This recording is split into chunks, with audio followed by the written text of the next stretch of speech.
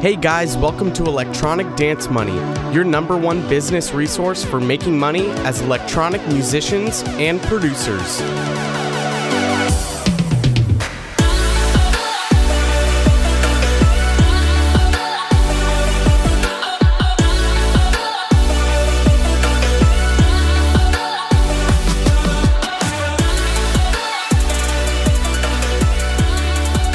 All right, well, we are back with another episode of Electronic Dance Money. I'm your host, Christian Casito, and we've got Wyatt back from Daw Nation. Wyatt, how are you doing, dude?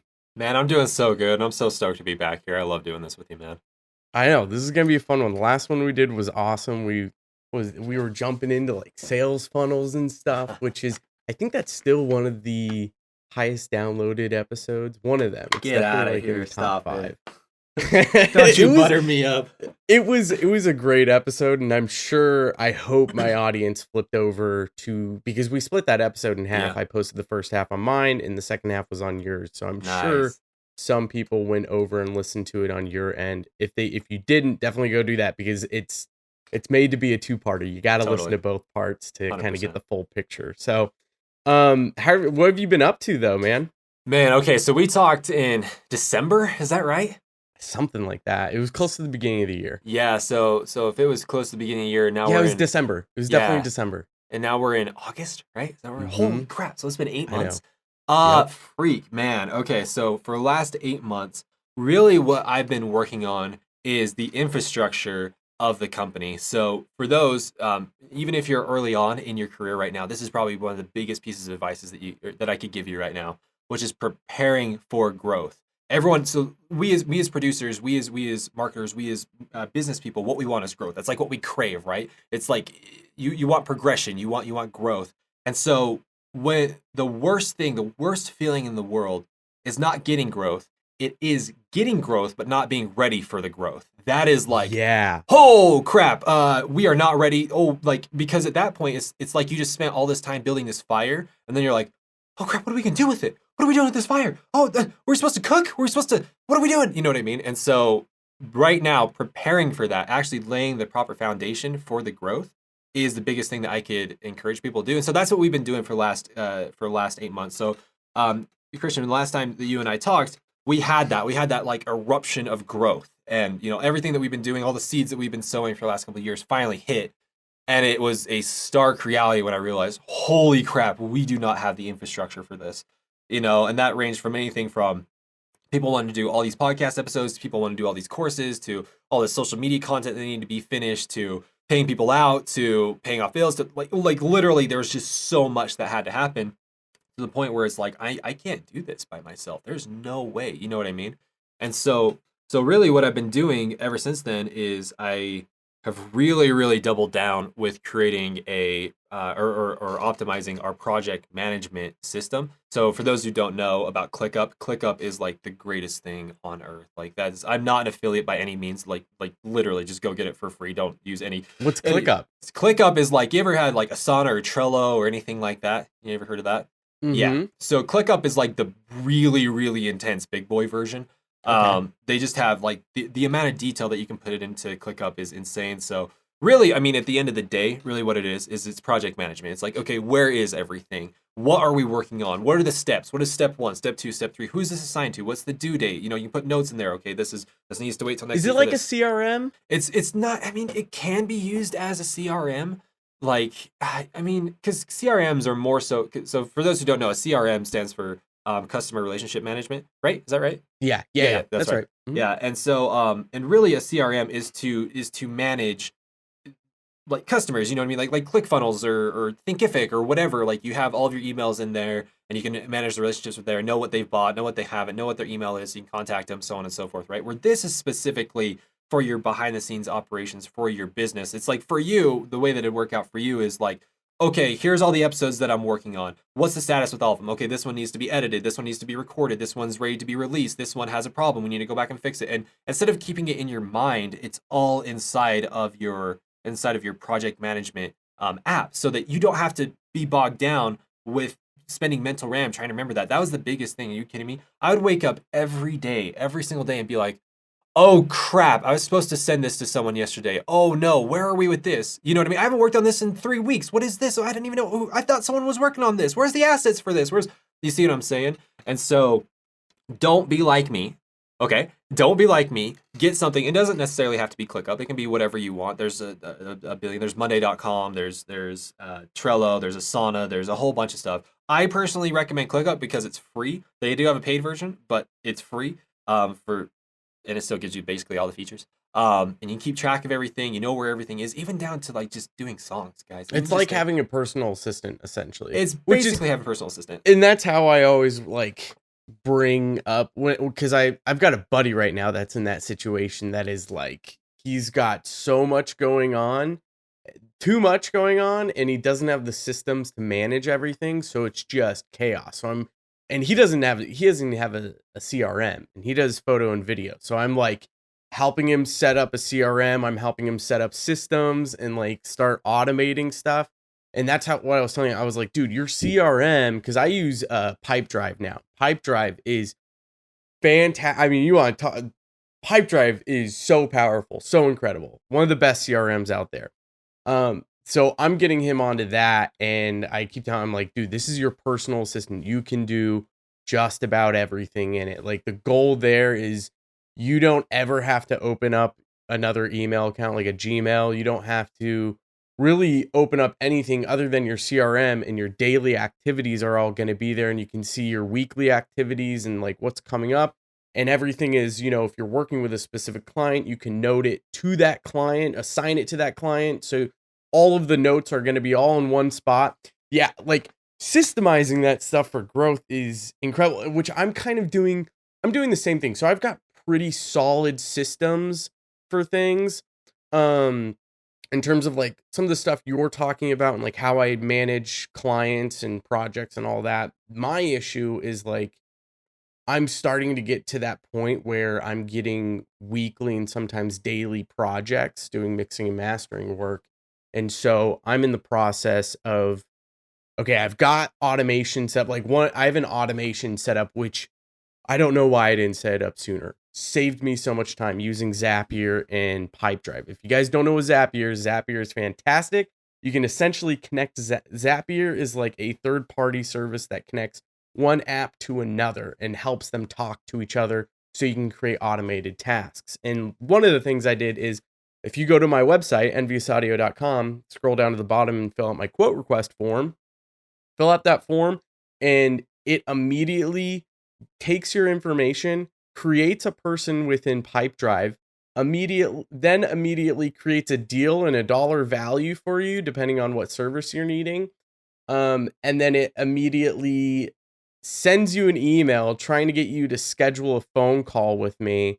And if you schedule that phone call, then it'll automatically move the deal over, schedule you, send me an email, and set up reminders for me. So it's like all of that. I never have to worry about, okay, someone filled out my quote form. Oh shit, I didn't see that they filled it out yesterday. I haven't emailed them. It's like it's already taken care of. It creates a reminder to follow up with them if they haven't scheduled a call.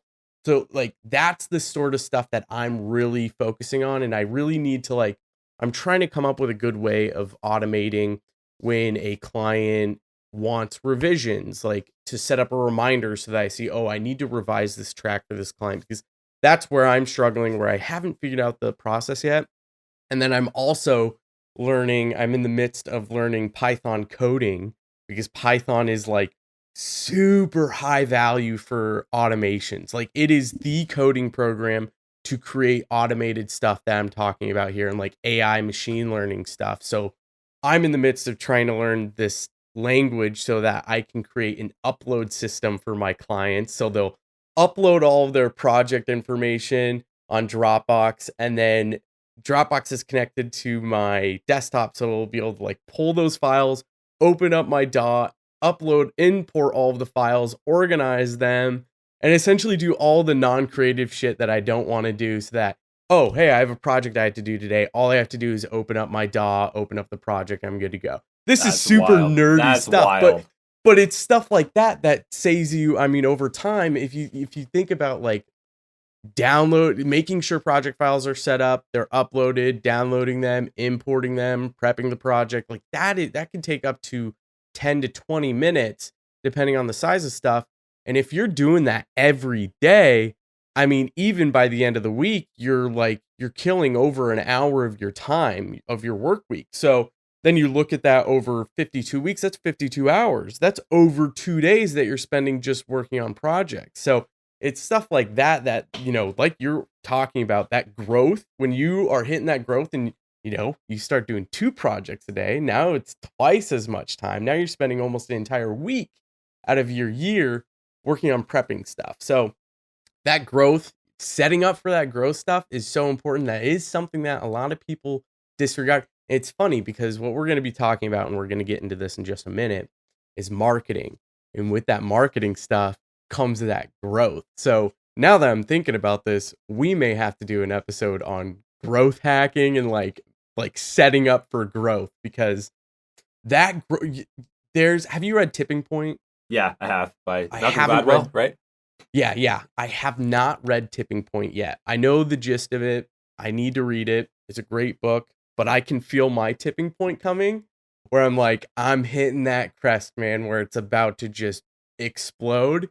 And so that's why I'm doing all this prep stuff. And a lot of people, you'll either sense it coming or it comes out of nowhere and you get blindsided. And if you're not prepared for that growth, man, it can be hell on earth. That's a lot of times that's where people choke. They panic, they freak out, and they just kind of throw a career or opportunity away because it's just so overwhelming. They get so many people trying to talk to them, trying to offer them deals, trying to do this, and that. And it's just system overload. 100%, man. I completely agree. And another thing, I mean, for those who are thinking about this right now, I can foresee an objection coming up as to why they wouldn't want to do that. You know what I mean? It's because maybe they don't believe in themselves. Maybe they're like, I'm so far away from that, or I don't think I'll ever get to that level. Listen, if you are continually doing what you are doing right now and you are growing and you're continually refining and becoming better and better and better, growth is inevitable. This isn't some self-help, cheesy, as long as you try, you make, no, if we're talking about the facts here, it's like when a human tries to do something and they refine the process over and over and over again, and they do not give up on that thing, they eventually do the thing that they're trying to do. We're just talking about facts here. We're just talking about history. It's 10,000 hours. It's a 10,000. You can't not have it be done. You know what I mean? You're talking. Your brain will not allow it to not happen. Your brain is looking for the path of least resistance. And so if you're trying to learn how to do something, eventually the brain is gonna be like, yep, I remember these things. Please stop burning so many brain calories. I'll help you do it. Please just stop. You know what I mean? And so that growth is going to come. So that is right now. Even if you don't think the growth is going to come, or even you think that you're too far off, don't think that. Start now. And then also from setting up the growth hack, so to say, right now, that is going to help you get there even faster. Because I'm just telling you right now, if you are a producer that just sits down at your DAW and you don't really know what you're supposed to work with when you sit down at your DAW, and you're just like, hey, I don't know, I'll work on this song, I'll work on this song, I'll work on whatever, and you don't even know the status. If I can't tell you, if you can't answer the question, how many songs are you working on right now? Or if you can't answer the question, where is each one of those songs at? Or if you can't answer the question, when are these songs going to get done? You are burning unnecessary brain calories, holding that information in your head. Yes. You know what I mean? Put it in there so you don't have to think about it, so you have more brain power to create. You see what I'm saying? So anyways, so I think we've beat that dead horse into the ground. Yeah, 100%. I can't remember if I mentioned this. We're going to move on to marketing in just a minute. Yes. I promise. But Getting Things Done by Alan, I can't remember. No, I have no idea. I don't know if I'll send you a link to the book. And I've mentioned this book many times. But the theory of the book is that he's developed this system, and he's worked with hundreds, if not thousands, of CEOs who work 12-hour days, 7 days a week, and they never catch a break. And a lot of it is because they don't have this system set up to be able to offload information in their brain and forget about it, and know that what they've written down or what they have is going to get done. It's involved within a system that they don't have to think about, they don't have to worry about. It's that thing where, like you were saying at the beginning, you try to go, if this is you it's waking up. A lot of people, this happens to me, where I'm laying in bed and right as I'm about to fall asleep, boom, the thing pops in my head and I go, oh my God, I'm supposed to do this tomorrow. Or, oh my God, I forgot to do this. and now you can't sleep. So, and that's the brain's kind of way of like being like, you forgot to do this. You're supposed to do this. You put this in my brain for a reason. So here it is now. And so the book is all about creating this system though, where you can essentially offload stuff that needs to get done into a system where you no longer have to think about it. And as long as you're reviewing the system and you have your scheduling stuff, you're good. So, but yeah, 100%. Like, and I've talked about that sort of stuff in previous episodes about how you need to get that stuff off your mind in order to clear the space for you to do the things that you want to do and set yourself up for success. But, let's jump into today because we were the actual episode topic. We were texting the other day, going back and forth and mentioning doing another episode. And we mentioned marketing, and you said you wanted to talk about the need for marketing. And I agreed that that is a very good idea for an episode. Cause it's not even just so much like artists or even I should say business people, but artists feel so uncomfortable trying to sell themselves and market themselves.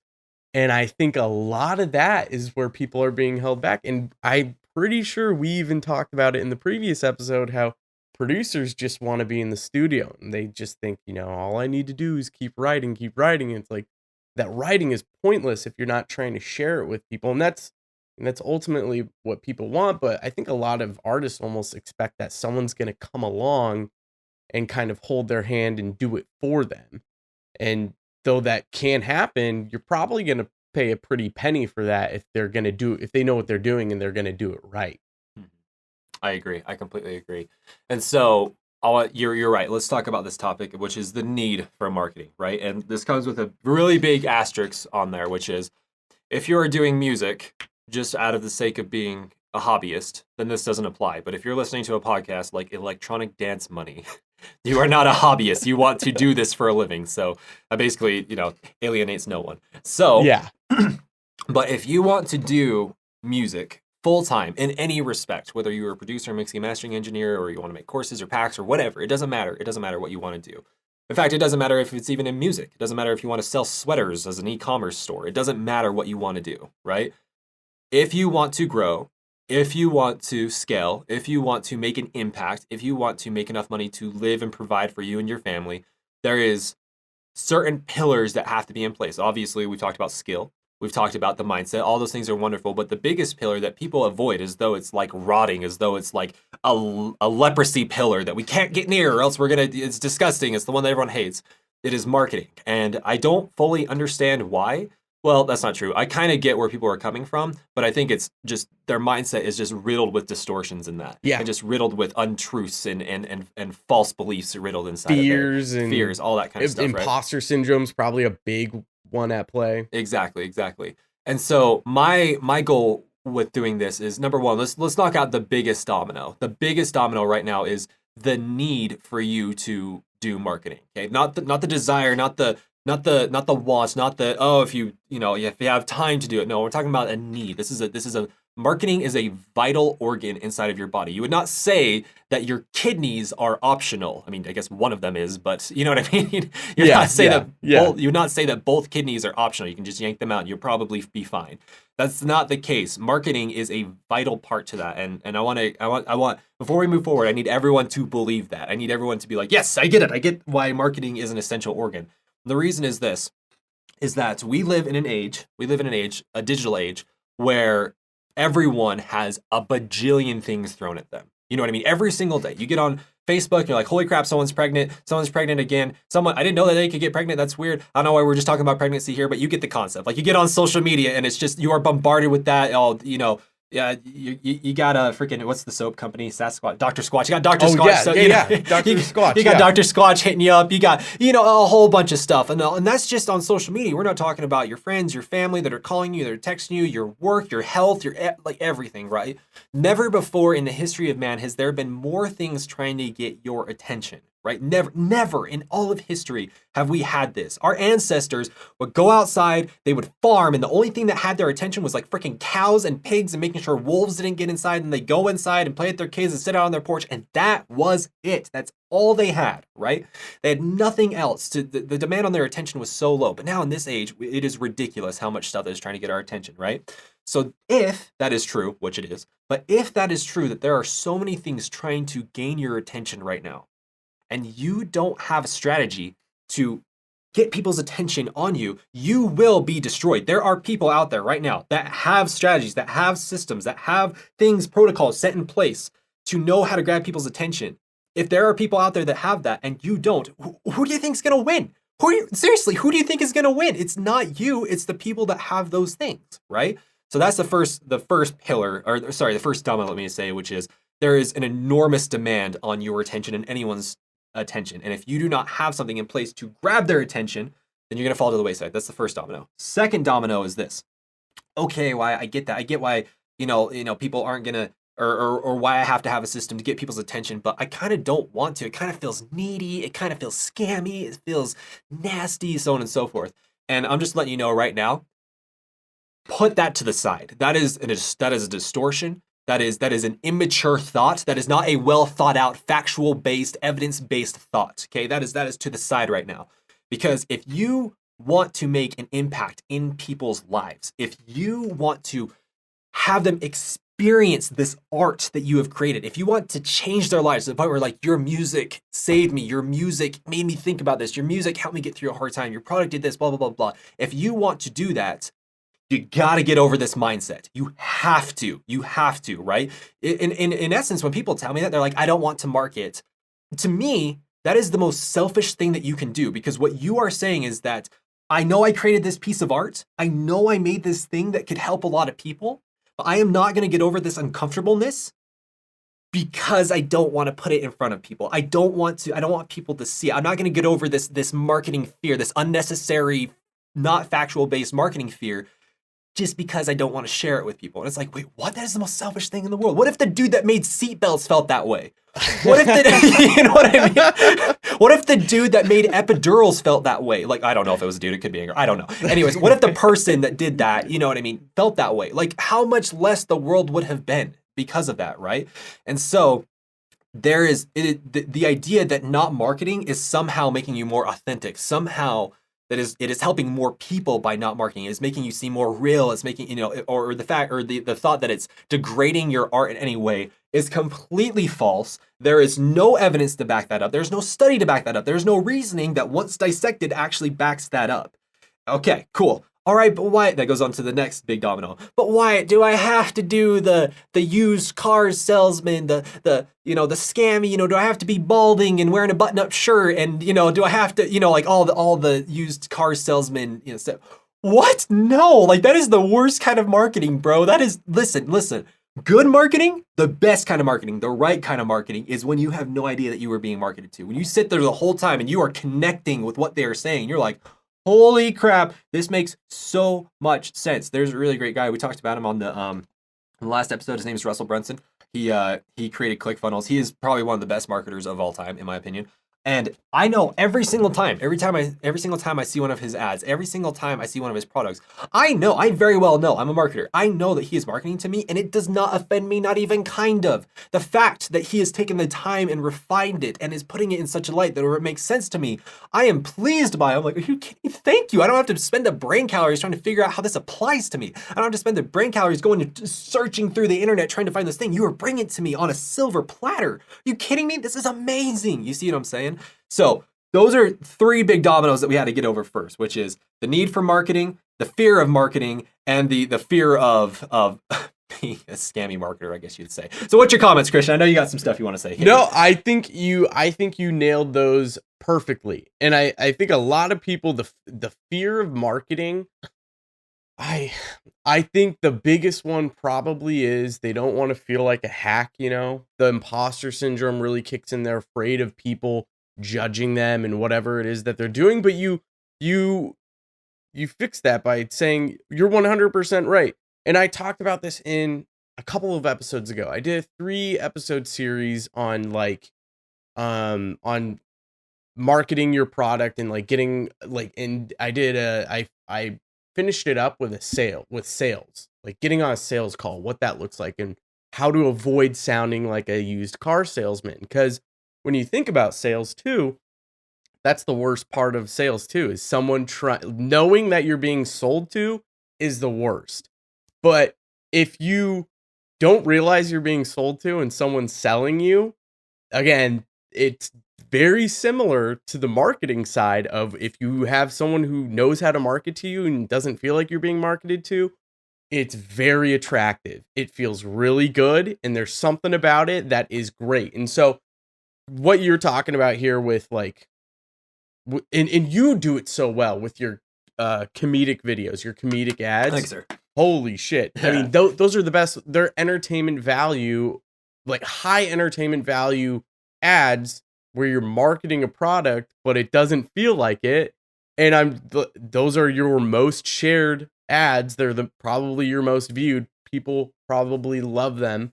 And it's the same thing with, sales is the exact same way. If your goal isn't when you're in like a sales call, and it's same with marketing, your goal isn't necessarily, I mean, your goal is to get more clients and to make a sale, but you don't do that by pressuring them into trying to do it. Your goal there should be getting them to decide, and you try to figure out if you have the best solution for them. Because listen, none of us want to try to sell snake oil to people. If we know our product doesn't work, if we know our service doesn't work, if we know our trap track doesn't go well with fans of country music, why would we try to sell them snake oil? That does no benefit to them. It does no benefit to us. We're all wasting our time, and it just creates enemies. So when you're talking about marketing and when you're talking about sales, the goal there should be figuring out the method to which you can translate how you're going to provide value if they're ready for you, if you're ready for them, and if you can take it on. And if you're confident in those abilities, then it's going to be very easy to be able to sell someone or to market someone. And so this goes hand in hand with, okay, if you're year one producing music, you've never written music, probably not quite there to market your stuff. So it's the same thing where it's like, you can try to market it, but what's probably going to discourage you is the negativity that you're going to get for a track or an artist that is not ready to do this marketing stuff. And you're going to get way more flack than people actually enjoying, signing up for your email list or following your Spotify playlist, whatever it is that you're marketing. So that's kind of, I think, a key takeaway in with those domino stuff is, if you can market really well, and it takes practice, it's not something you get the first time. The first ad you run is probably not going to be the best one. My ads today that I was running a year and even 2 years ago are far better. And the campaigns I'm running are far better. My email marketing campaigns, I've refined those multiple times, gone in and rewritten like 20 emails to like adjust my copy because I learned new skills of how to properly market to people. And getting onto that, talking about kind of providing value, that's ultimately what your goal is going to be for marketing. Is you have to, within your marketing service, you got to be providing some sort of value for it to really connect with people. If you can do that, then you're really nailing it. Providing that value is going to help that audience grow and want to actually share your product of whatever it is. Do you find that, like, what do you see as being the best type of marketing in terms of, because we can get in the different types of marketing in a minute, but what do you feel for your product has been the best type of marketing for you, whether it be like content marketing, running ads, or, obviously like at some emotional level in terms of like your comedic ads, that's an emotion that you're triggering people wanting them to share stuff. Or your more serious, like laying it down ad that could be, that's not so emotionally triggering, but very much more technical and showing like, I have the answers that you need. Yeah, no, this is a really good question. I'm just gonna pause that question right there. I'm gonna set it right here for 1 second. I have one more comment to say about what we were saying, and then I'll answer that question. Okay. So the final thing that I want to say about what we were just talking about is another way to look at why, at least I guess you'd say my argument on marketing and how I see it, and I feel like it's very, again, logic-based and fact-based, is that when people say, like, I don't want marketing in my career, or I don't feel like it's right, to me, I mean, marketing is no different than the argument between the logical side of the brain and the creative side of the brain, or the left hand versus the right hand. To me, I don't see them as two separate things. They are literally two parts of the same whole. They are both your career. One is your skill side and one is your marketing side, right? And so for someone to say, oh, I can just have the skills to make music and not the marketing, it's like, that's like someone coming to me. It literally makes as much sense as someone coming to me and saying like, yeah, all I need is my right hand. I don't need my left hand. And it's like, what? Like, why would you? Well, I mean, people with left hand, there's been terrible people in history that have had left hands. Okay, so you're gonna chop that thing off, really? You know what I mean? It's like, that's kind of how I see it. But they both play a part, just because the vital role in both parts. You know what I mean? I'm like, I don't understand why people assume that this huge thing, this huge pillar has to, be basically chopped off. And it's just not true. It's extremely vital, like you were saying. The other thing too is people what do artists want more than anything? I mean, you make a simple post in just about any Facebook group, any Reddit, and ask, hey, producers, what do you want? Most of them, I bet, I would argue it's probably 80% are saying one of two things, which is they want more fans or they want to be full time. In order to go full time, you need to have more fans. And I actually wrote this in our notes, like, in order to get that audience engaged in the content, that's the people, your fans engaged, they stay fans throughout, they support you. You're trying to get that support. You have to add that value. And then you have to, in order to actually get that engaged audience that is going to share that message, you have to have that marketing. The marketing has to be in place. Without marketing, you're not going to be able to share to an audience that cares and is going to support you and is going to share your message with other people. Like, the marketing is that key to getting more fans. So like your left and right hand, you have to have both, or you don't have to, but it is very valuable to have both your left and your right hand, just as much as it is very valuable to have really good music and marketing that play a role with each other. When you have good music with good marketing is when you get that audience that gives a shit about your music and shares it and shares your message and sticks by you. So if you're asking yourself, why don't I have more fans? Why don't I have more plays on Spotify? Why am I not growing? Or, maybe you're growing in the studio in terms of your quality of music, but why isn't your audience growing?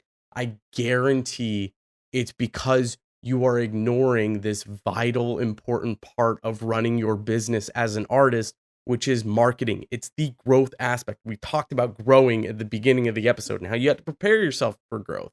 Well, once you start marketing is when you're actually going to see that growth and when that preparation for growth really becomes vital. Exactly. I completely agree with what you said. And really quickly, just to wrap this up so I can answer your other question about the valuable type of marketing. If we were in marriage counseling, let's say that we were a couple, Mr. Christian, right? If we were in marriage counseling and you expressed your frustrations about me, I expressed my frustrations about you, and the counselor was like, great, so but all my years, this is how you fix what you're talking about right now. If I turn to you and I say, I see we have a professional right now who's been doing this his entire life. He has the data to back up what he's talking about. He's seen it time and time again. But I am not going to do that for you, Christian. Think about how frustrating that would be. And of course, any logical person would be like, what? Why doesn't he just do it? This guy has showed him a way. Why doesn't he just try it? Why doesn't he just do it, right? And to that I say, exactly. You do not be that person in the marriage. Do not be that person that says, nope, I know that there's a solution here. There's a professional here telling me what to do. I'm still not going to do it. Do not be stupid. Do not be that person, right? So that's the first thing. And just so you know, guys, the minute, this whole like apprehension to marketing, you're like, I just want to stay away from it. The very second that you put your music out there, you are marketing. The very second you make an Instagram page or a YouTube channel or a Facebook page, you are marketing. I was talking to this big YouTuber that we're trying to score a deal with, so we can promote our stuff. And he said this verbatim. He's like, I do not want to be markety. I want to grow, but I don't want to be markety. And I was like, do you understand you are already marketing? He's like, no, I'm not. I was like, yes, you are. The fact that you are online, the fact that you have a YouTube channel, the fact that you are putting out content, the fact that you are asking people to subscribe. If you have content marketing. It's content marketing. Yeah. If you have a YouTube channel, you're creating YouTube videos, you are marketing. You're marketing at that point. It's like, you're already doing it. You are, well, I don't want to do that style. You don't want to do that style. That style is literally the same as what you're doing. Like, I don't understand what are you telling, you know what I mean? It's just, it's so frustrating. It's so frustrating to me. But, so don't be that person in the marriage. Don't do it. Choose right now that you are the one that is open-minded, that you're going to try things that maybe you don't have all the answers. Maybe you don't understand everything. Maybe it's worth spending a couple of months literally testing what we're talking about right here. And in a couple months, you're going to be like, oh my gosh, holy crap, you guys are right. This is insane, right? So. And it's a lot, when we're talking about, marketing can be intense because it takes time. And that's where I think a lot of people probably fall flat too, is where they go, okay, I've heard how important marketing is. I'm going to try it for a month and see how it goes. And after a month, they don't see any results and they go, well, this thing's just bullshit. And it's like, okay, pump the brakes. Because I'll tell you right now, if you want to get good at marketing and you want to see results and you're just starting to do this stuff, give yourself probably a minimum of 1 to 2 years, at least, of like consistently creating. This podcast right now, this is marketing. This podcast is content marketing. I will run ads for my own business and my services. Recently, I was running an ad for a workshop I'm hosting, and I'm sure many of you have heard that ad. So within this content, I have an audience now that I can now share a product with. So you can see how the marketing works. And the first month of this podcast being out, I think I had 20 downloads. And I'm up to over, I think, 16 or 17,000 downloads now within 2 years. So the audience went from quite literally no one, not even the size of a school class, to the 5 high schools. Like it's huge now. So and that's 2 years. That's just 2 years of grinding, of like putting out an episode every single 2 weeks on the dot, not missing a day. And it takes that sort of time and that commitment and that work and that effort to get that audience. So it's the same thing where you're not going to be able to leave this episode super pumped and super excited and, ready to grind on marketing and do it for a month and expect to get 10,000 fans. It's going to take years of like you said, testing. You have to test. And the thing about it too is like I was saying about the goal of sales and the goal of marketing, a lot of people think that like the goal of those things is to directly get, like, oh, I'm making a sale or I'm making a lead with marketing. That's not necessarily the goal. The goal is to find the tool that gets you the solution that the end of the day solution. Like once you can find the tool that works, and this can be, there's so much, and we're going to talk about kind of the different areas of marketing that you can focus on. But we're talking like ad campaigns, content marketing, email marketing, cold calling, cold emails. Like there are so many different routes you could go with deciding what marketing path to go down, but you don't know which one's going to be the best for your target audience and the product that you're selling or the track that you're promoting. So you have to test these different types of marketing. And sometimes it's a combination of both. Sometimes it's a Facebook ad to get people to sign up on an email list, and then you continue the marketing on the email list. Like that's a combination of ads and email marketing, content marketing and ads. So sometimes it's a combination. Sometimes it's one that just works way more than the others. And that's kind of the one that you stick with and go with. So really the symptom of good marketing is going to be getting those leads. It's making those sales. It's getting more fans. It's getting more plays. Like that's going to be the symptom of good marketing. But your goal in mind for marketing should be finding the tool that gets you that symptom that you're looking for. Yeah, I agree. I completely agree with what you're saying. And for those that are like getting, they've drank the Kool-Aid, so to say. They're really getting into what we're talking about right here. Don't worry, I have a call to action at the very end that literally does not benefit me at all, but I know will benefit you. So stay till the end because there's something there that I can tell you the next step. You're like, oh great, Wyatt, we're coming off the mountain now. Oh my gosh, we just took this journey. What do we do now? I'll tell you what the next thing to do is at the end. So stay tuned to the end, and I'll tell you all about it. But I really want to. And by the way, thank you for your comments. I agree with literally everything that you just said. Now let's get into that the question that you had, which was, I believe the way that it was phrased was basically, what do I find is the most valuable type of marketing? Was that question, yeah, right? yeah. Like, what has gotten you? What is given you that symptom that I was just mentioning of getting, hitting that goal of you're now getting more leads or you're getting more buys or whatever it is. Question. Which type of marketing for you really opened up that door? Good question. And so there's a two-part answer to that. So there's I guess you'd say the theory. We'll talk about the theory first, and then we'll talk about the actual application of the theory. Okay. So the theory is this: the theory of the type of marketing that is going to get me the most results, the most conversions, the most impact, the most whatever, right? Is the same answer to how I convinced my wife to marry me, which is the same answer to how I convinced my kids to like me, which is the same answer to how I convinced my in-laws to like me. I don't know if they still like me. That's still to be determined now. But it's the same way that I convince literally anyone of anything, right? And it all comes down to, what is my system of bringing people value, right? Because we know, like, you've listened to this podcast, you listen to my podcast, you literally go anywhere anymore. That is the buzzword, which is value. But what does that actually mean? You're like, yeah, you need to bring value to someone, but what does that look like? What does that mean? What does that, so on and so forth, right? Our brains, the way that our brains are formed, I've done an extensive amount of work on this. This comes from 20 years of therapy, let's be real, but just going to therapy and learning my anxiety, my depression, and learning how our brain works and so on and so forth. But it comes down to this, right? Our brains, the way that our brains are, the way that our brains work is that we are literally, I mentioned this at the beginning, we are literally wired to find the path of least resistance. I can literally tell you an example right now that is going to make you itch in your skin. If I had you over to my house and I was like, hey, because you're staying at my house, will you do the dishes? You say yes. And I say, but we have a rule with the dishes.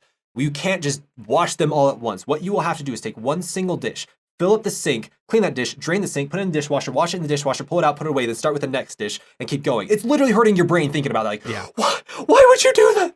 Why are you doing it? I don't want to come over anymore. Exactly. I don't want to come over. I'm going to be there for 18 hours washing 12 dishes. You know what I mean? And so my point to that is, exactly, your brain is literally hurting right now. Your brain is like, why not just put them all in the dishwasher at once and put them all in the sink at once? And to that I say, exactly, because your brain is a problem solver. Your brain is trying to find the path of least resistance. And it is no different with value. So humans, no matter what they are doing, it doesn't matter if we're talking about the relationship between a mother and a son, a husband and a wife, friends, co-workers, it doesn't matter who we're talking about, a brother and sister, brother and father, brother and uncle, but it doesn't matter. You know what I'm saying? It doesn't matter the relationship. If there is someone that can help create the path of least resistance for you, you will keep them around. It is literally against human nature. Unless you are actual, and I'm not saying this in a degrading form, but I'm saying this in a scientific form, unless you are an actual psychopath, it works every single time. And I literally mean that because psychopaths can't distinguish that. They do not understand the path of least resistance. And so what's called, when it comes to the path of least resistance, when someone shows up in your life and they see a pain point in your life, they see something that you are struggling with, and they show you the path of least resistance to get out of that pain, to solve that pain, so that pain is no longer in your life, you are literally hacking the human brain, and they will come back to you again and again and again. It makes no sense. Like, Christian, right now, seriously, let's make this horrific. Okay, let's say that, I don't know if I want to make it that horrific. That's pretty dark. Okay, but let's say that you were absolutely terrified of driving cars. You're just like, I can't. Like, I get near a car, I have a breakdown, I can't do it. And so I come to you and I'm like, here is this Tesla that has full self-driving, and I give that to you. You, like, the amount of value that I just brought to you, the amount of pain that I just saw. Oh my gosh, I can go to the grocery store now. I can go see my mom now. I can go do that. I can go do all that kind of stuff. You see what I'm saying? Because you have that now, because I solved that, I am valuable to you at that point. Are you kidding me? Thank you. And why would you want me? How could I solve that problem for you? And like, oh my gosh, that Wyatt guy. Oh my gosh, like, why is he still in my life? I mean, he literally made my life easier. Why is he still here? You know what I mean? Like, that doesn't happen. It's like, I mean, think about if you have car problems.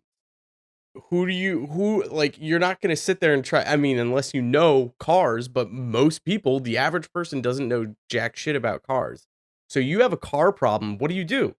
You go to the mechanic. You go to the person for of least resistance. You know you're going to go to, hopefully you're going to be going to a qualified person, and they give you that estimate, and 9 times out of 10 you don't really have an option other than to pay up what you have to pay, because you have to have your car, you have to go to work, you have to do these things. It's the same thing. Like, you're going to go, I'm going to be out $400 now, but I have to do this. Otherwise, what am I going to do? I'm going to, like, take my car home. Maybe you have to have it towed home, then do research on what I have to do. And then I have to buy products. And this is possibly, my car is out of service for 2 weeks until I can get the parts and I can actually work on them. And oh no, now I messed something else up in the car. Now I have to fix that. So it's like, if you know that there's this person right down the road that you can call and they can take your car right now and get it fixed within 2 days, and all you have to do is pay a few $100s. That is a path of least resistance, aside from the other path of trying to fix it yourself, which can take you down an even worse path. Exactly. You hit the nail on the head, right? You've literally just proved my point, right? And so this, now we understand the theory, the entire theory of marketing, in fact, the entire theory of life, of having friends, of having healthy relationships, all comes down to this concept of value. And so, okay, we got that. Now let's add just like, it's like a 1.5 step here, just to add on top of that. There is literally, and I truly mean this, this is not just a Wyatt opinion, this has been proven time and time again. Literally read the biggest business books that has ever existed. Talk to any therapist, talk to any psychiatrist, talk to anyone, and they will confirm exactly what I'm about to say right now, which is this. The best way to bring value to someone is to get them out of pain. Period. End of discussion. There's literally nothing better. Okay. There's literally no other way that you can bring more value to them. Humans basically want 2 things, right? They want pain removed from their life, and they want desired outcomes. Well, guess what? Every pain that is being removed is a desired outcome, but not every desired outcome is necessarily removing pain. So, like, for example, it's like, my desired well, I guess one could argue that every desired outcome is leading someone away from pain. You know what I mean? My desired outcome is that you can play Zelda with me. Okay, now that you're here, I no longer have the pain of you not being here and not experiencing this with me. I guess one could really argue that the best way to bring value to someone is to remove pain for them, right? Like, when I tell people this. So long as you're not a sociopath and you're creating the pain to take away. As long as you're not burning people's houses down so they'll come stay in your hotel, you know what I mean? No, like, we're not trying to do that, right? Don't create the pain, solve the pain. It's a lot easier just to solve the pain than to create the pain and then solve the pain, right? And so I tell people this story all the time. When the first time that I met Quicks, he came to Salt Lake City, and the first thing I did was like, hey, he's in Salt Lake City. It's probably the first time he's been here. He's never been here before, and he loves food because he's a human. And so I'm be like, hey, you want to go out to eat? Immediately trying to solve a pain point. And he's like, yes, let's go out to eat. And then the entire mindset that I had the entire time that I was with him is, I am going to find his pain points, and I am going to solve his pain points. Once you start looking for pain points, it's really not that difficult to find them, just being real. Because people are like, what pain point do I have? Are like, really? Like, we're humans. We're literally meant to find pain. Most times it's to find our pain. Most people complain. Exactly. Most people complain. Pain point. Exactly. So it's really not that hard to find out what people are struggling with. It's really, really not, right? And so the whole entire time I was trying to figure out what his pain point was. Well, I found out what his pain point was. It was that he didn't fully understand sidechain. So I explained sidechain to him. All of a sudden, I'm extremely valuable to him. Now he's coming to me with a whole bunch of production stuff, right? And I mean, to be fair, this was a long time ago, right? And I kind of dumbed that down.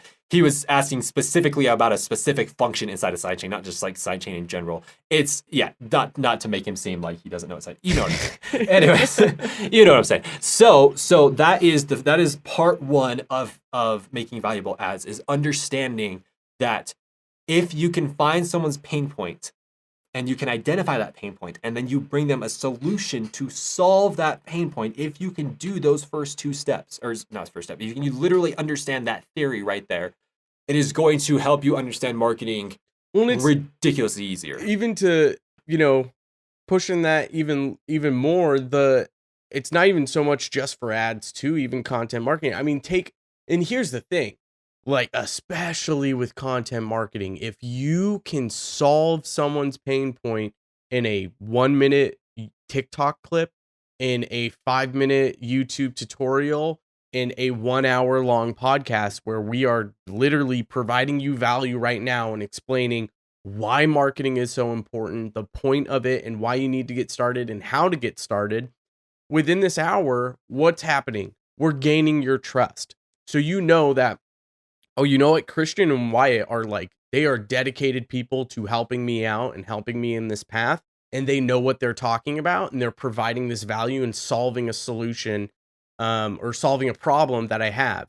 So if you can gain that trust, that's where you build those super fans. If you can provide that value that gains that trust, that's where you build super fans and people who share your stuff. Remember, those who care share.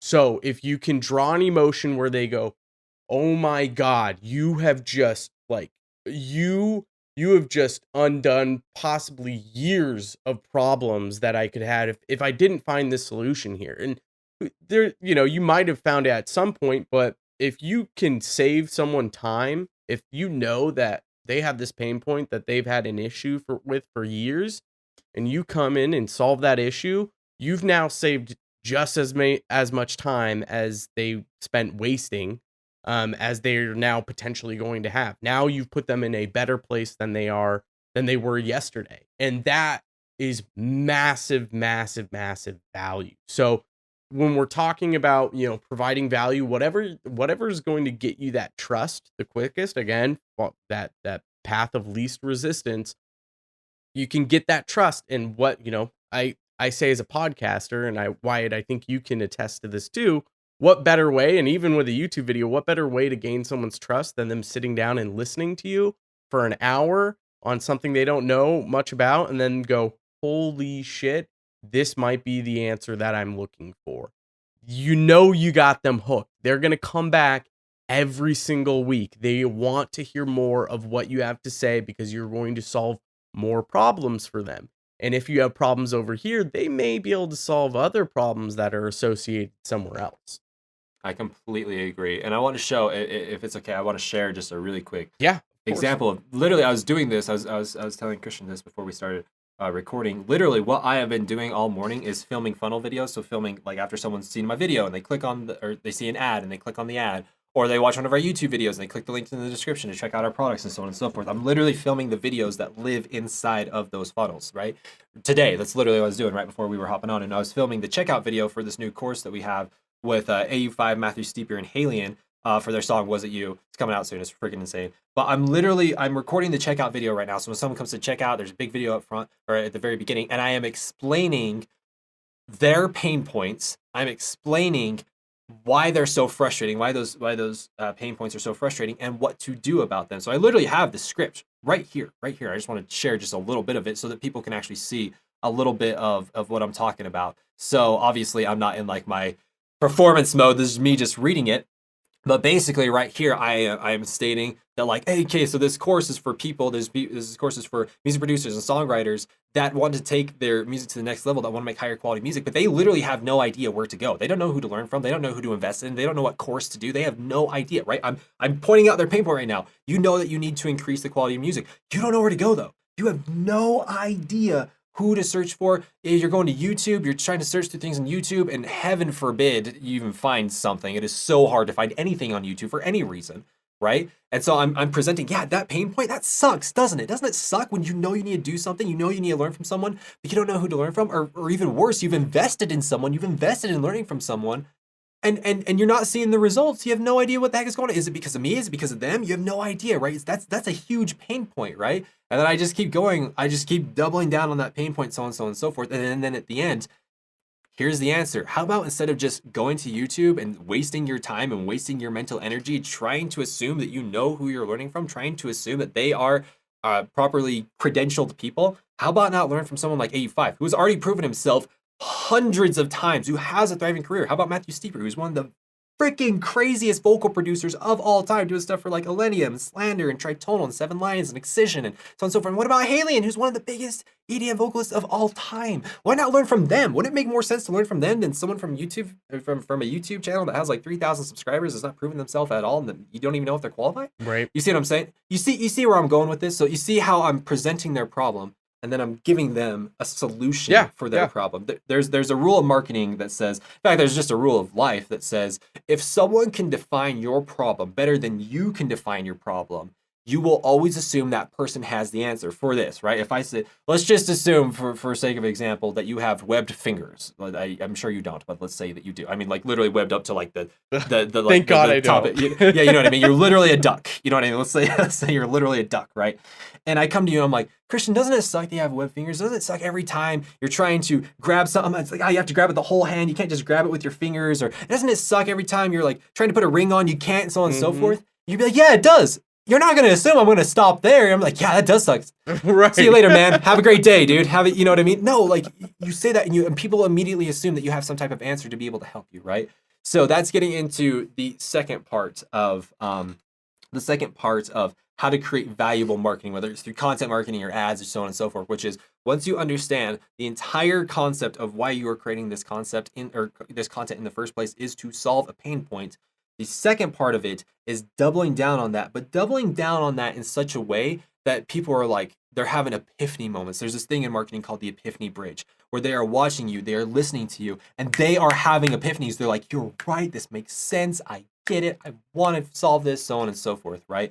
So how that would look is like it's like when you're in math class and you're struggling with a problem and the teacher or tutor's walking you through it and you have that click and you go, exactly, oh my God, I understand this equation now. I understand how to solve this problem. That, and everyone's experienced that, and there's no better feeling than that. It's the same thing with this. Oh my gosh, like I don't know if you have your girlfriend pop your back on a regular basis. I have my wife crack my back all the time, and that moment of it cracks, and you're like, oh, there we go, right? That moment that you just described in the math class is literally the exact same thing. You see that moment of relief, that moment of I get it, that moment of understanding, that moment of needing it. Like you're like all of a sudden you've taken them from either potentially a cold or warm lead to a hot lead where they're like, I need this. This is what I need. That's how you make that sale. Exactly. So that part right there, that is what we are going for. Now, in my opinion, by far, okay, so there's a really great book. You might have read it. It's by Brendan Kane. It's called The Hook Point, I believe. Do you know that book? I don't, but I'm going to add it to my reading list. Add it to the reading list, and let me make sure I'm actually saying that right. Okay, hold on. And I'll add it to I've got a book list for everyone too. If you just head to the episode show notes at enviousaudio.com/episode 59. That book list will be on there, and every book we've talked about in here will be on those links in the show notes as well for you guys to go pick those up. Yeah, so The Hook Point by Brendan Kane. So that is what it's called, but that's also what you put in the show notes. So this book, so when it comes to marketing, without getting too deep into the specific topic, right? Every single ad, every single piece of content that you have is broken up more or less into three parts, which is the hook, the story, and the offer, right? All three of those have to be there in order for someone to believe what you are saying, in order for them to resonate with what you're saying, in order for them to act with what you are saying. Okay. So, but this specific one really talks about the hook. So it's the very first part of that process. And what he was saying inside of there is one of the reasons why so many marketers fail is because they don't understand that one hook will never work for everyone. There is different personality types, there's different type of people. And so you have to use all the hooks. You have to use hooks that resonate with this type of people and this type of people and this type of people and this type of people. You know what I mean? Like, and he goes into what I honestly don't remember all of them, but I get the concept. But like, for example, what I have found, the thing that works the best, that seems to encapsulate the vast majority of people, that type of hook is humor, right? Is humor where I'm talking about the pain point. Now, there are some people, I don't have an exact percentage, but there are some people that hate humor. I don't understand that, to be completely real. I personally love laughing. I don't know. Call me weird. I feel like this is a weird thing to have an opinion on, but here we are. You know what I mean? And so, but there are people that just don't. So that's when, okay, so maybe not just making funny ads. What if we make like a visualizer ad that looks really beautiful, that's more serious, and that, you know, shows the course and zooming in and out. It's like in 3-dimensional space, and there's all these crazy graphics, and that works for, you know, like, yep, the humor did not do it for me. This does it for me. I don't care. It's the goal, and the goal there to play on that. What you're talking about, what you're describing, are the high arousal emotions that people respond to. This is, think about your typical news article. It's all clickbait, and usually it's fear based, or it's trying to drive very strong emotion from you, which like the three strongest emotions that we do have are like laughter, anger, and fear. Those are the three strongest emotions that we all usually feel. And lately, as of in the past decade or so, 2 decades, that fear and anger is what a lot of media is being pushed in terms of news to get people riled up, because fear sells, anger sells, all of that stuff sells. So if you that triggering of a high arousal emotion, if it's adrenaline, like what you're talking about fast moving stuff coming at you, really intense, looks really good, that kind of excitement, that really exciting adrenaline feeling, that's what comes from those. So you really want it, like if you can scrub on those high arousal emotions that trigger for people, that is going to be marketed so much easier. That's it. That's it right there. You hit the nail absolutely on the head. So that's why when we do this valuable marketing, it all starts off with the pain point, and then we go into, like you were just saying, to the high arousal marketing at that point. And there's a lot of different ways that we've done it. Obviously, my favorite way by far, just by virtue of my personality, is the humor side. Like that's literally, it's the funnest. It's the funnest to make. It's the funnest to put out. It's the funnest to see the reactions to. But like for the Cryo Wolf Masterclass that we did, Justin requested that we actually didn't do any humor. He wanted to do very serious. So I did that, and that connected with people because it really doubled down on the seriousness of what they're going through. And that's great. And then like you were saying, like the crazy visuals, like the whoa, like literally the equivalent of an EDM show into an ad. That connected on a whole different level, which is fantastic. It doesn't matter. Just all of them are important. All of them have their place. But that, in my opinion, that is what creates the most valuable type of marketing, which I believe is the essential question that that you've been asking. Yeah. Right? No, I agree. I 100% agree with all that stuff. Like, and to even play even more into that, like high arousal emotion of the brain. One of the, I think I still have it on my website.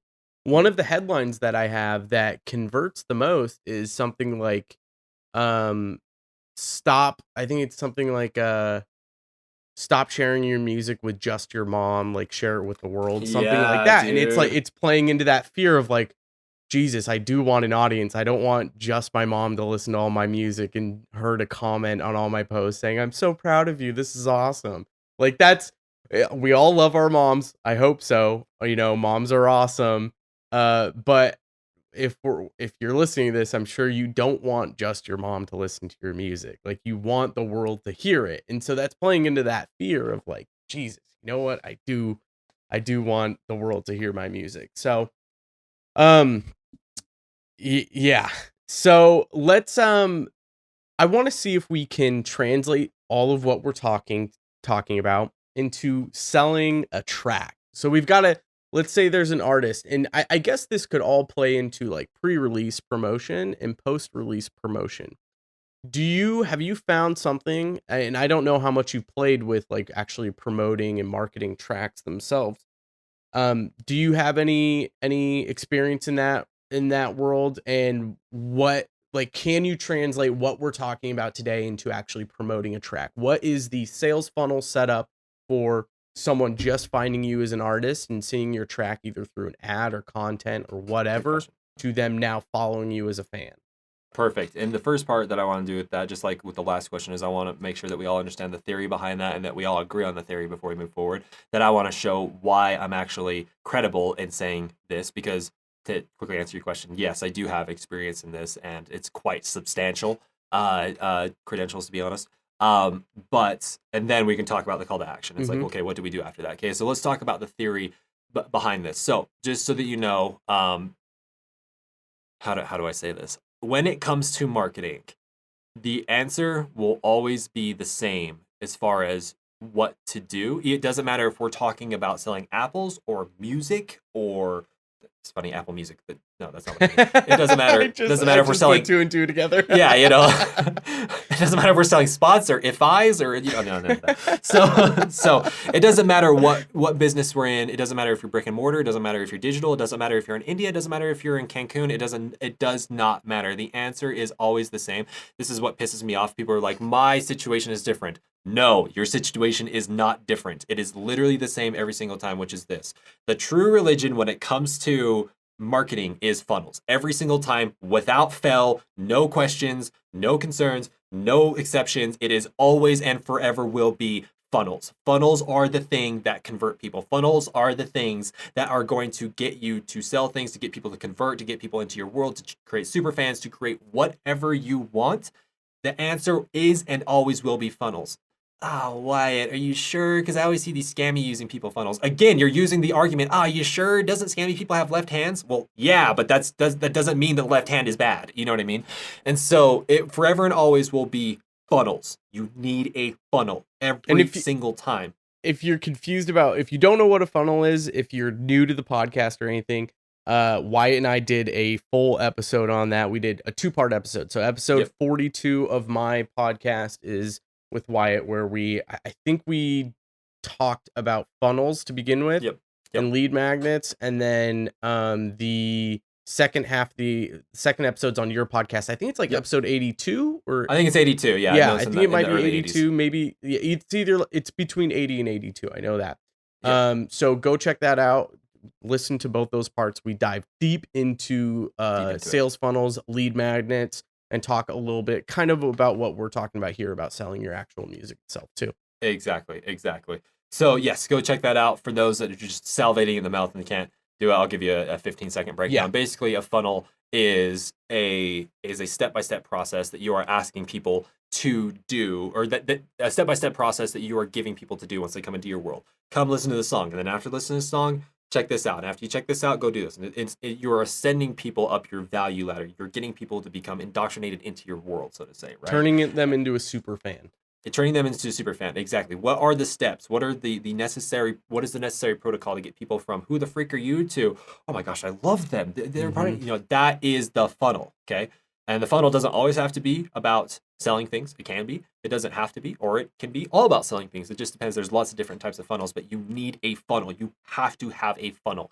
Again, people are like, I don't want to have a funnel. It's so marketing. You already have a funnel. If you're literally like, hey, here's this song, you have a funnel. It's a short funnel, but it's a funnel. A simple post on Facebook of like, hey, here's my new track. Go listen to it. Top of the funnel is the post itself telling people that you have a new track. The end of the funnel would be them. Well, I guess them clicking on the ad and going to Spotify or the post. That could be the middle of funnel. And once they hit play on that track, that is the end of the funnel. That's technically a funnel, quote unquote sale. You've made that. Exactly. You've converted them. Exactly. So you're already using funnels, so you might as well use them right?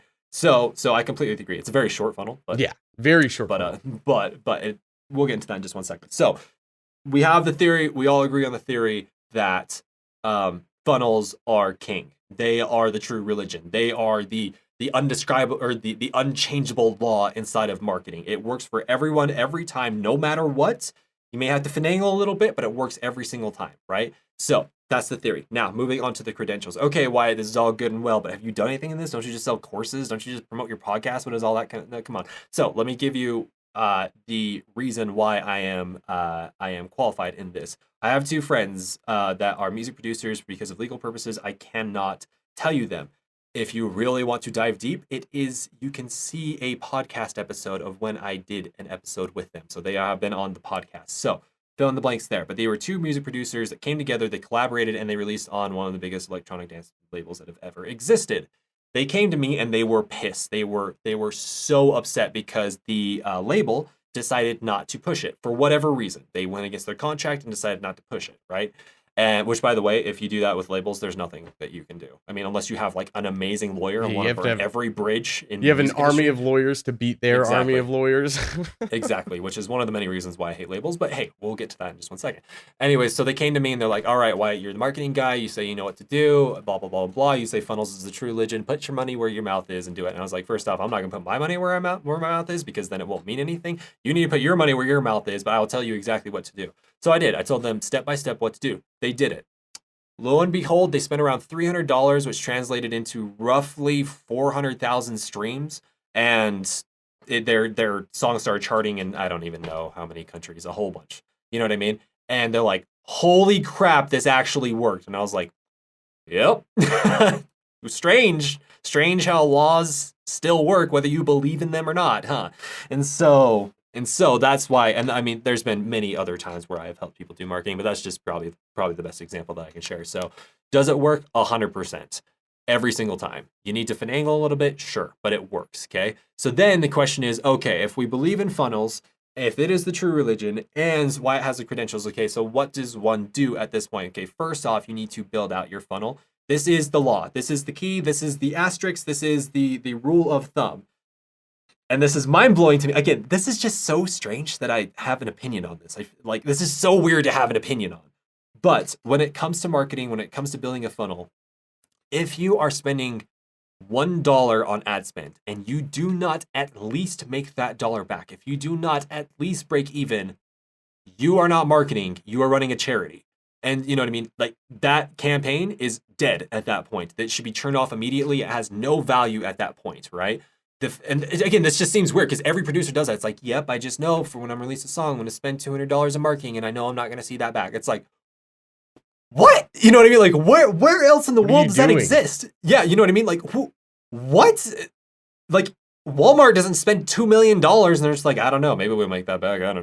There's no data to prove that. We haven't done any of the homework. We haven't done anything to test it. I don't know. What? You know what I mean? It's like, that does not exist anywhere else. It doesn't make any sense anywhere else. So what you do is you construct a funnel where you know you can at least break even, okay? We talked about this a little bit last time, which is the concept of a calorically dense brand. So caloric comes from the word calorie, right? So that's why eating a breakfast burrito makes you feel more full than eating a leaf of spinach, is because there's more calories in one than the other, right? And so if you have a calorie dense brand, it's really easy to create a funnel. If you do not have a calorie dense brand, it is very hard. For example, if you just have a brand that is centered around sex and drugs, good luck. You are going to have a very, very difficult time marketing yourself. Number one, you don't stick out from anyone because everyone talks about that. And number two, what's your value ladder? I mean, are you going to have sex with them? I hope not. That's absolutely awful. Are you going to give them drugs? That's illegal. So hopefully not. You know what I mean? It might be fun, but it's illegal for sure. It's definitely illegal. That's what we called, well, at least the first part, that's what we call prostitution, which I don't think I can recommend to anyone. I can't find anyone I can recommend that to. So you see what I'm saying? It's like, it's really hard at that point, where as opposed to if you have a brand that is centered around, let's say, anxiety and depression, there's a bajillion things you can do at that point. There's so many things that you can double down on. Even music production. There are a million topics to go over within that. Exactly. Starting from like how to use a tool in a DAW. Like that is just one minor thing within this massive web of producing music. Exactly. Writing a song. You get the entire concept. And so what I would highly encourage you to do is, first off, make sure that you have a calorically dense brand. Something that is deep, something that is resonating, something that is not just about the music. Because remember, we are not just music producers. We are not just beings that are creating music. We are creating it for a reason. Music happens to be the avenue that we are creating the things in, but it does not stop there. And if you believe it is, I'm sorry, you are wrong. I will tell you more about your music than you know about your music right now. Mm-hmm. That is wrong. You're telling me that an incredibly complex human being like yourself only stops at making music? What? You know what I mean? Like, come on, you are not that shallow. You are much better than that. So first off, get a calorically dense brand, and then you can create a funnel out of that. It's like the very front end of the funnel, the lead magnet, if you will. The easiest, the lowest bar to entry is to get someone to listen to your music, right? That's the literally the first part. That's the easiest thing. It's free for the most part. People can go to YouTube, people can go to SoundCloud, people can go to Spotify, they can go wherever they want. It's literally the lowest part of the value ladder. Yep. And so you're like, cool, all right. So that's the first part of your funnel, should always be that, is getting people in and listening to your music. Then what is the next step that you can do to get people to resonate with you? Invite them to a Twitch stream where you're performing. Invite them to this live stream where you're talking about the deep parts of what your brand is about and bringing value to them. Again, get them into a group, a community of your fans. give them a community, give them, merch to buy that's like literally about them. So like there's a really great podcast. This doesn't necessarily have to do with music, but there's a really great podcast that's based in Utah that's literally right across the lake from where I am, and it's called, I don't remember, but it's a good one. But basically her entire thing, she does a podcast about mental health, and she's not a producer obviously, but it's all about mental health. She this is actually how she gets people into getting clients for her business. But her entire she has this movement inside of it, which the entire movement is therapy is cool. That's literally her catchphrase, is therapy is cool. And it's breaking down this old adage that therapy is for the weak, and only those who can't control their lives go to therapy, and so on and so forth. And she's breaking that down. She created a movement behind it, being like, no, therapy is for everyone, just like a dentist is there for everyone, a doctor is for everyone. And if you can create that type of movement in your brand, my gosh. So someone who has done this really, really well, and I love him so much for doing this, is Crywolf. He has created an entire brand around exploring the deep parts of yourself, examining the relationship between you and your sanity, and realizing how fragile that is, and bringing that out. And he has created an entire cult following, which is when I say cult following, I relate like dangerously close to like being a Netflix documentary. You know what I mean? Like that kind of cult following. But you see what I'm saying? Like he's created a movement, and so to get people into his world is so simple, because he stands for this thing.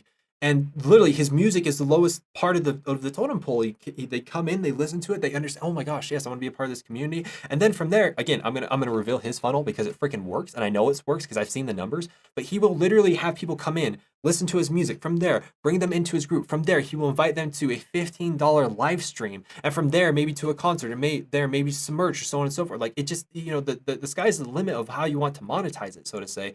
But that is his funnel, and it works beautifully. You know what I mean? Like, I've seen the numbers, and I'm like, and also kind of what we're talking about too is like, and what I mentioned earlier, you're not going to be able to leave today and immediately build the perfect sales funnel and start getting everyone. Like, it takes years of processing of like what works, what doesn't, testing your different marketing, email marketing, or running ad campaigns, creating a YouTube channel, creating a podcast, like finding what is the best avenue that, one, you like to do, and two, resonates with your audience and gets them into the sales funnel. So you gotta, take your time to start drawing out an outline of what you want your sales funnel to look like. The process of taking them from listening to your music to them actually, whether the end of the sales funnel is them buying your shirt or buying a ticket to a show, can be whatever you want. But draw out what is the path that they're going to take, and now you have the outline that you're looking for. And by far, I'm going to mention this, and I want to make sure you finish your thought too, if you have anything else. By far, the most important thing about the sales funnel that we're talking about, in my opinion, is going to be the testing and the tracking of analytics. And so we'll get into that in just a minute, and I hope we don't go too much off on a tangent. Good Lord knows we might, because this is the super nerdy stuff that I know both of us love. Is there anything else you want to mention on that though?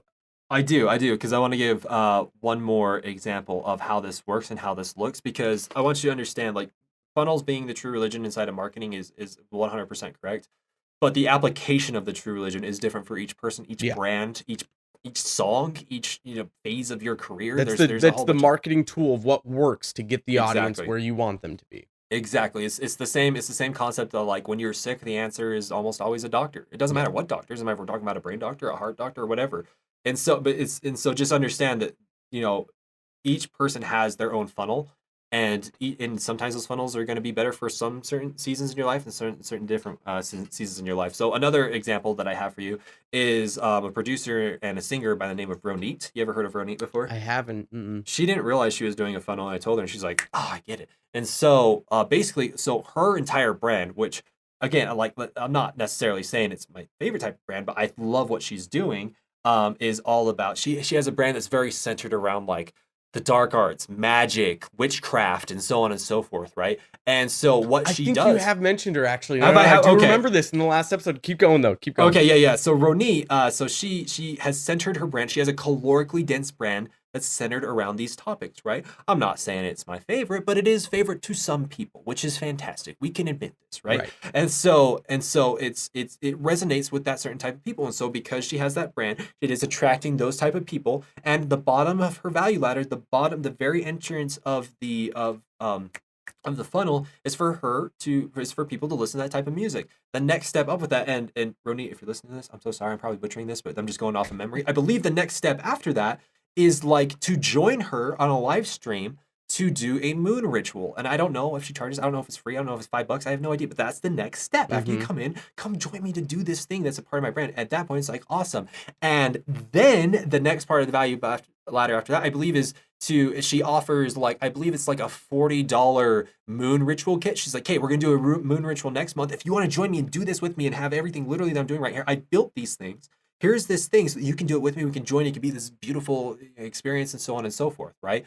I don't even know what the frick a moon ritual is, but Doesn't matter. It doesn't matter. This is a value ladder. Yeah. You know what I mean? That's the next step. And I don't know what the next step. Maybe the next step is to go to one of her shows. Maybe the next step is to actually do some type of private call with her. Maybe it's to get into her inner circle. Maybe it's to buy some of her merch. I don't know. It doesn't matter. It can literally be anything at that point, because like I said, if you have a calorically dense brand, you can take that to the moon. Again, if her brand was just about sex and drugs, again, where do you go? What do you do? What's the next step? I can't send you drugs. I can't send you sex. I really hope not. That's very illegal, but you know what I mean? You get the concept, right? Yeah. Well, and remember, like, the first couple of steps of that funnel, maybe even just the first one, but it sounds like, especially with her, the first 2 steps maybe are that gaining of trust. She's gaining the trust to be able to, like, this is like, I know what I'm talking about. I know what I'm doing. Doesn't this seem fun? Do you want to join us? Well, here's the product to purchase where you can actually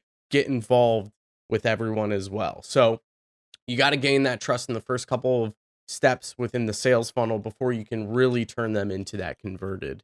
Exactly. So the way that this would look for people, just just as a quick example of how to literally do what Roni's doing right now, is literally you just create an ad. It could literally be filmed on your phone.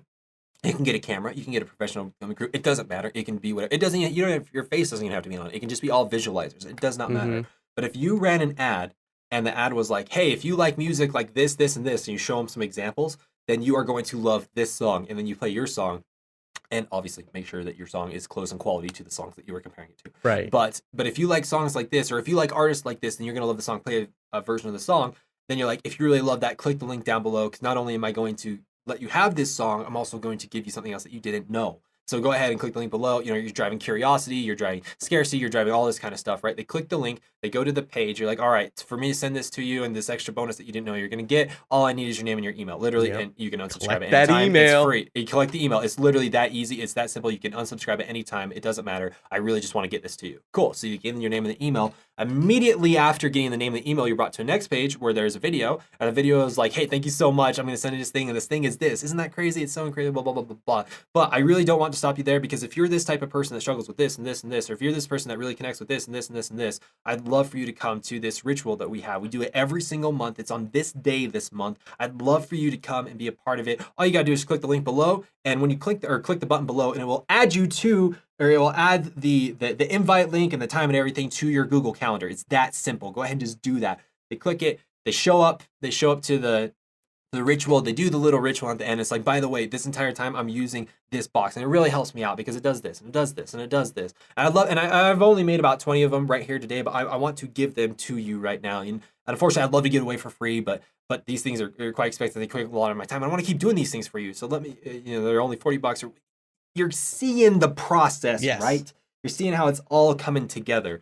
And that right there, that is going to, at bare minimum, get you to break even. And the gorgeous part about breaking even is that is free fans. If you can spend $1 and make $1 back, that is essentially getting a free fan. Well, then it doesn't matter if you spend... It's an investment, too. It's an investment, dude. It doesn't matter if you spend $100, because you get $100 back. It doesn't matter if you spend $1,000, because you get $1,000 back. It doesn't matter if you spend $10,000 and get $10,000 back. That's free fans at that point. That's literally a way to just continually inject more fans into your world. You see what I'm saying? Mm-hmm. So, okay, there's I'm sure more than enough information on funnels. It's perfect. I think you nailed everything, and it's a very if people are still listening to this and they are still that person that's like, I don't think this is for me, you're out of your goddamn mind, Yeah, dude. I don't know what else I can tell you. You know? There's nothing more. You are a lost cause. There's nothing more that we could do for you, and like giving you the answer to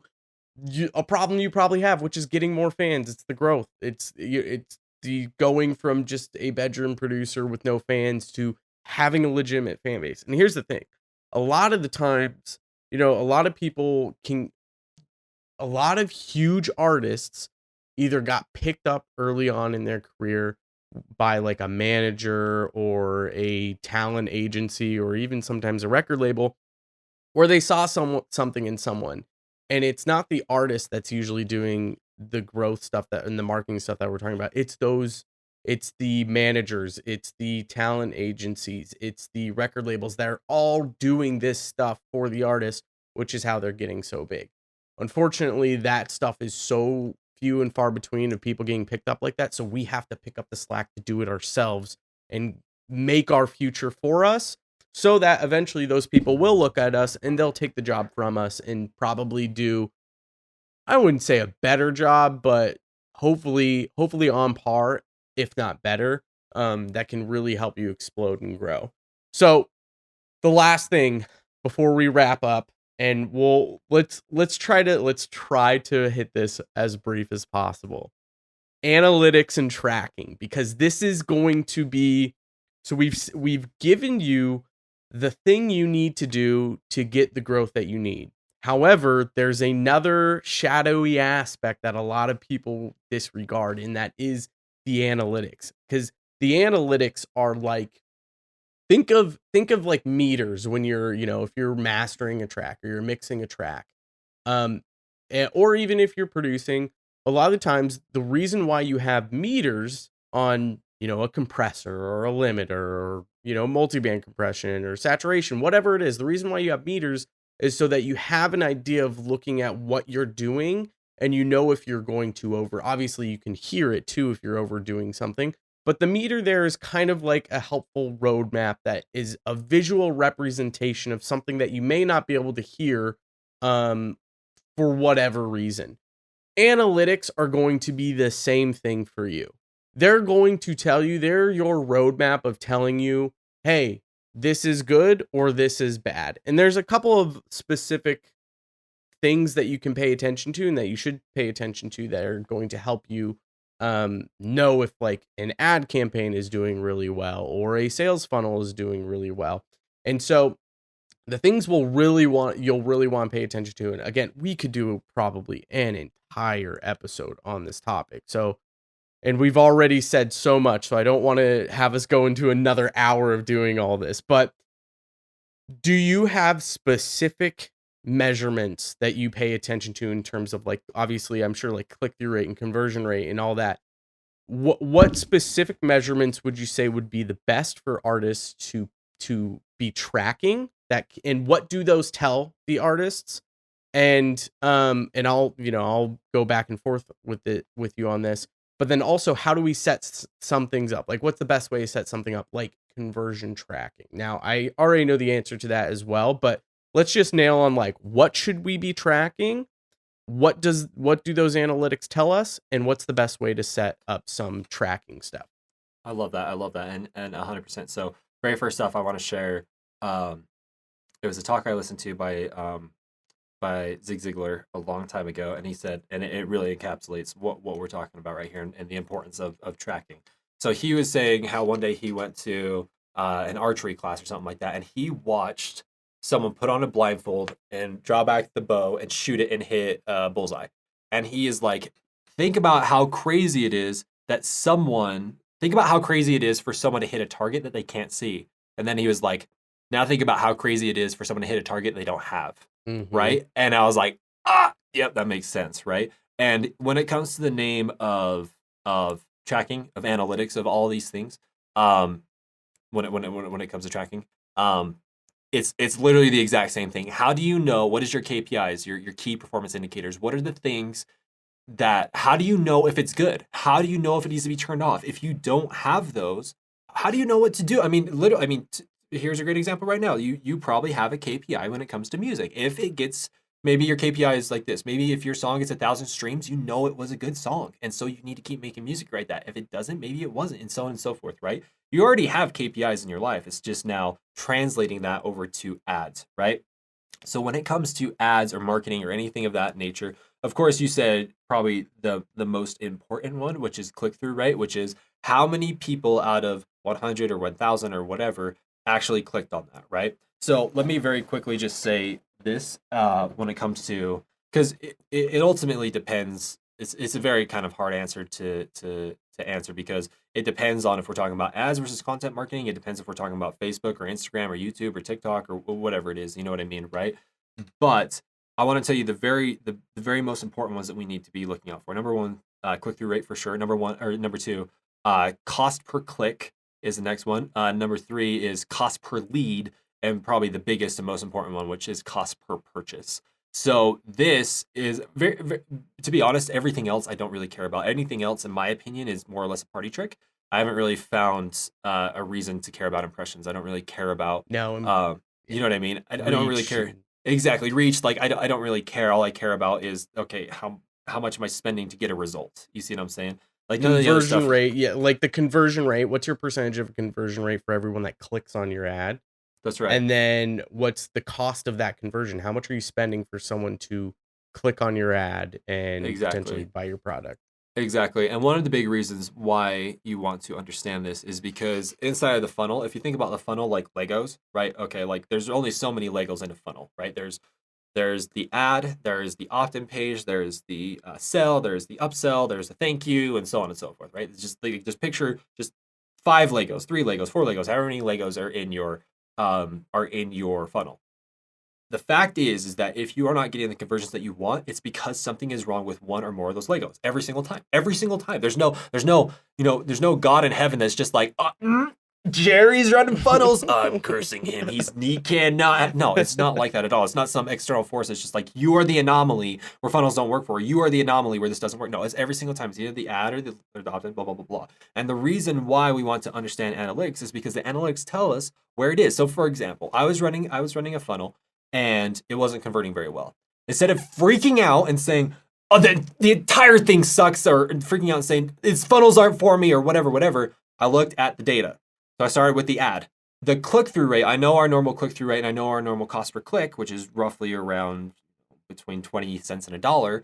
I saw that, and it was within that range. I'm like, this is a great ad. This ad is working amazing. Okay, so all right, so let's go on to the next page. All right, well, what about the checkout page? Okay, so I know our checkout page is usually anywhere between 3 and 10%, right? Of people buying. I'm not saying signing up for leads. That would be terrible if that was, I'm just letting you know right now. That'd be awful if it was leads. But for it's between 3 and 10%. So if my checkout page is below that, then something is wrong with the checkout page. Oh, of course, I'm scrolling down. Yeah, it's because it sounds like I just hired someone that has English as like their 12th language right here, and it's just, this is like, it doesn't even make any sense, right? And so cool, I fixed that. So this is why analytics are so important, because number one, it's gonna take a lot of stress off your brain when something goes wrong. Something will always go wrong. Something's not gonna convert, something got turned off, something whatever. Okay, so you have the analytics. Number one, just take the stress off. It's like, oh, good. It doesn't matter. We got analytics. They can tell us where things are. And once we know where things are, we can fix it. You see what I'm saying? So that's the first part. But the second part is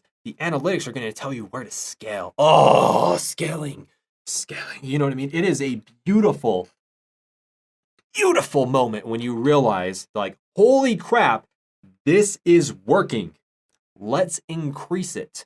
And then you do. Up that budget. Yeah, you up the budget, and it's bringing in more results. And you're like, you know what I mean? It is like a revelatory, sacred moment when that happens. You're like, oh, it's working. That's essentially passive income at that point. You exactly. Up that budget, sit back and relax. Exactly. Now I want to make sure that I actually answer your question. Did I actually answer your question? Yes. I might have gotten a little lost. Okay. Cool. Was there any other concept of that you wanted me to?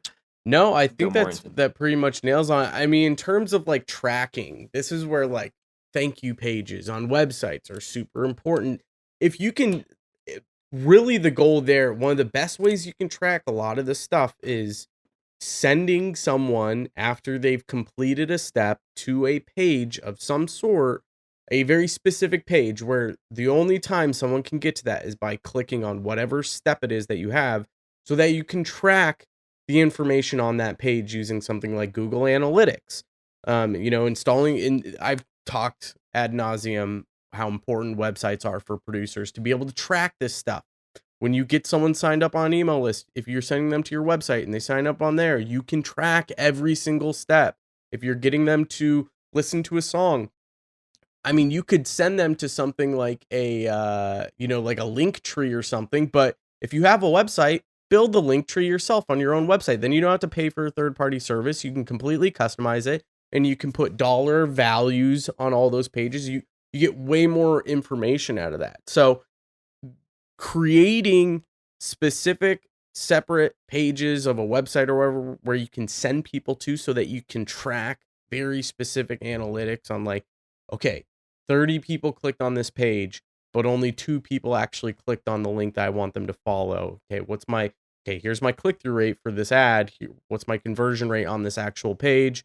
And like you're saying, that's where you can start tracking your key performance indicators, KPI. You can start tracking that stuff and noticing what are my averages over a quarter or whatever, over 3 months, 4 months, and what are they now, and what needs to change within the actual funnel itself with all of the KPIs. Yep. I think that's that's pretty much it. Wyatt, what is the call to action that we've all been waiting for? What should we now do? Okay, so this applies again to everyone. There is no exceptions to this rule. This is literally, it wouldn't matter if it doesn't matter if you're at the beginning, it doesn't matter if you're intermediate or you're advanced, or it doesn't matter where you are. The answer would still be the same. In fact, so I charge $250 an hour to do a consultation. If you paid for that, I'd literally tell you what I'm telling you right now. This would literally be the next step. So you're getting this for free. Here you go.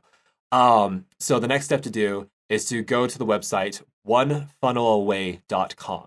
And the reason why is a lot of people know that this is associated with ClickFunnels. It doesn't matter. It literally doesn't matter.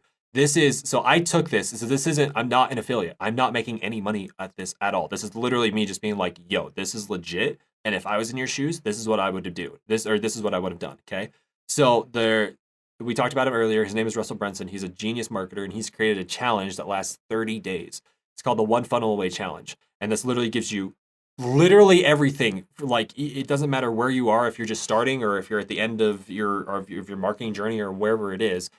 This challenge, I'm not joking, it blew me away. I've been marketing for years, and I took it and I was blown away by it, right? But it literally, like, if you have no idea what to do, you have no idea what the next steps are, you have no idea how to build a funnel or where to build a funnel or what should be in your funnel or what is the words or what is the process or anything like that, it's literally insane. There's so much value in it, and it's so good. It's $100 flat out, just straight up, just to be honest, it's $100. The good news is if you take it and then you get one of your buddies to take it, you'll actually get that $100. So if you become an affiliate, you get 100% of the affiliate fees, which is crazy. Which is that, like, literally never happens. Anyways, but it goes over, like, literally everything. Like, if there's anything in this that we talked about today where you're like, that sounds interesting, I have no idea what to do about that. I have no idea what the next steps are. I know I need to do this, but I don't know where to go. Literally, this is it. Like, literally, like, if it's the best thing that you can do. It's the holy grail. Again, I'm not even giving you an affiliate code. I'm not giving you an affiliate link. It is literally, I'm telling you this out of the kindness of my heart because this is the next step, right? Go to onefunnelaway.com. It's the greatest thing. Or don't. That's it's really, or not. Or don't. Literally trying to figure it out by yourself for the next 10 years. And then at that point, you'll probably still go to One Funnel Away. So whatever you want, I don't care at this point. We have cast the pearls before you, and now it is for you to decide whether I am casting pearls before swine, so to say, or if I'm casting pearls before merchants and that they can take them and make it into something even better. You know what I mean? And so, yeah, that's the call to action. Onefunnelaway.com. I'm not joking. Is going to change your freaking life. I'm signing up for that tonight. That's okay, what I'm cool, going to man. be doing this Be aware. It's intense. I mean, it's 30 days. I believe it. It's 30 days. It's a 30-day challenge. Stick with it no matter what. Like, I got to the end and it was like, wow, that was intense, but oh my gosh, the stuff that I learned. I took it last year, actually exactly a year ago from right now, I took it, and I can't tell you how much that has changed because everything that I learned in there immediately started applying to our funnels and immediately started seeing more results. It's insane. It's literally like the holy grail. Small investments like that into knowledge and actually seeing results is huge. So Exactly. do not be wary of $100. There's people that pay No. thousands of dollars. that Exactly. get $100. nothing, So No. Exactly. $100. Skip driving somewhere and save some gas money. Yeah. Skip eating out. Like Yeah. literally, like getting to your savings if you need to. $100 is nothing. Like It's this is nothing. I'm not joking when I say this. Like the return on this investment is going to blow you. You're gonna be like 6 months away from now and be like, $100? What? That's like 2 Nintendo Switch games. Like, are you kidding me? Like, get out of here. So, anyways, so that's the final call to action, guys. Awesome. Wyatt, thank you so much. I know you just gave a call to action. We're not supposed to give another one, but is there anything that you would like to promote or hit anything that you're currently working on that you want people to check out? Go ahead and plug it now. Sure. So first off, subscribe to this podcast. I mean, if you're not, like, what? Like, why not exactly? I don't understand that. Secondly, please subscribe to the Daw Nation podcast, because if you like marketing stuff like this, you want to keep learning from music producers and so on and so forth, which is just great supplementary content to this podcast. I would highly encourage you to go check that out over there. If you are looking, what do I want to promote right now? What's the time frame? When is this going to be released? This is literally going to be released tomorrow. Got it. Sick. Okay. So the call to action I have if it's being released tomorrow. So if by chance, I know there's a lot of different types of producers that listen to the show, but if by chance you are a bass head, if you love music like Excision or Company or AU5 or anything that just face melting bass, we just created this course with AU5 called the Alien Weapon Walkthrough. It's literally insane. So he released a song called Alien Weapon, released on Excision's label, Subsidia. It's literally a sound design masterpiece. It is insane. And he did an intense walkthrough of it. I mean, like, when I say intense, I mean like intense, like showing everything that he did inside of there. There's even the chance to upgrade and get the actual project files of the song itself, so you can do a deep dive into it and get all the presets and all the samples and all that kind of stuff inside of there. It's literal insanity. There's one thing inside of there called the Ultra Hyper Reshifter. Just by that name alone, come on, really? Like, what? You know what I mean? So if you're interested in that, head on over to domnation.net. It's literally on the front page. It says Alien Weapon Walkthrough. It has some lovely cover art of an alien weapon. So if you want to check that out, head on over there. But other than that, man, that's all I got for today. Awesome.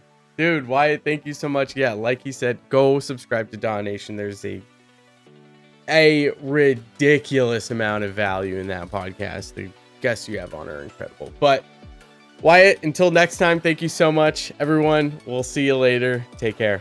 Farewell. Thanks for hanging out and checking out this episode of Electronic Dance Money with Wyatt. Had a great time. As always, head to enviousaudio.com/episode 59 to check out the show notes. All of the links to the stuff that we talked about in today's episode will be there, as well as all of the books if you guys want to pick up some of those books. So I'll see you guys next time. Take care.